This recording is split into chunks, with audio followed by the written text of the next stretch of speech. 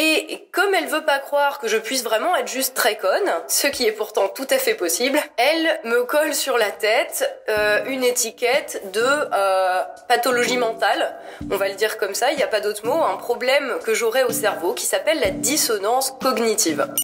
Depuis quelques années, on entend beaucoup parler de dissonance cognitive. Mais c'est quoi en vrai?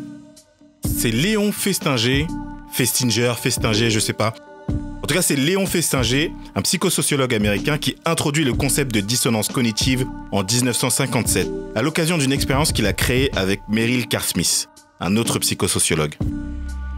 L'expérience est la suivante. Parmi les sujets, un élève doit effectuer une tâche longue et pénible.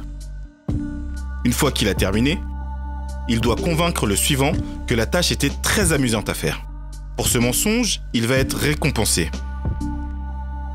Là, le monde se divise en deux catégories. À la moitié des sujets, on glisse un billet de 20 $. L'autre moitié, cependant, devra se contenter d'1 $. Puis, on compare comment ils peuvent justifier leur mensonge. Le groupe des 20 $ n'a aucun souci à reconnaître qu'ils ont menti. Ils n'ont bien évidemment pas apprécié la tâche. Mais ceux à 1 $ a beaucoup plus de mal. On perçoit une tension chez eux. Ils finissent même par se mentir à eux-mêmes en disant qu'ils ont apprécié l'expérience et qu'ils seraient prêts à la refaire. Il y a une tension, une contradiction entre ce qu'ils ont ressenti et ce qu'ils ont déclaré. Et cette tension est telle que, contrairement au groupe qui a reçu 20 $ pour leur mensonge, elle réapparaît quand on leur demande plus tard de s'expliquer sur leur mensonge. Et la seule façon de réduire cette tension, c'est de maintenir le mensonge.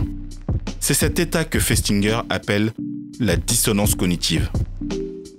Ce n'est donc pas une maladie mentale.